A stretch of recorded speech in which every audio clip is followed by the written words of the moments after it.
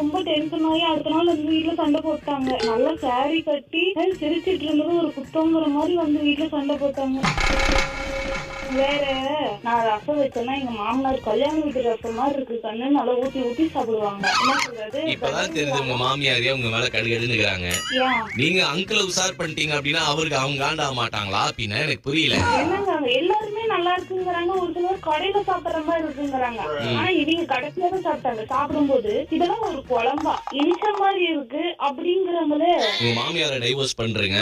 அப்படிதான் முந்தா நாள் அப்படிதான் யோசிச்சுட்டே இருந்தேன். அப்புறம் மேலே என் ஃப்ரெண்டு 2 பேரும் வந்து அட்வைஸ் பண்ணாங்க, மாமியார்ல டிவோர்ஸ் பண்ண முடியாது, டிவோர்ஸ் பண்ணா உன் புருஷன் உன் மேல வெறுப்பாயிடுவான், அப்புறமேலு உன்னை பேச மாட்டான் பழக மாட்டான். இப்ப நீங்க தான் மாமியாரு, நான் தான் வந்து நீங்க. அத்தை என்கிட்ட பேச மாட்டீங்க. இது ஒரு லுக் விடுவாங்க ஒரு மாதிரி டெரரா. அது எப்படி போன்ல காட்டுறது? அதனால நீங்க தேவையில்லாதெல்லாம் எக்ஸ்பிரஷன்ஸ் எல்லாம் தேவையில்லை. அதுக்கு உங்க வீட்டுக்கு வந்து கேமரா வச்சு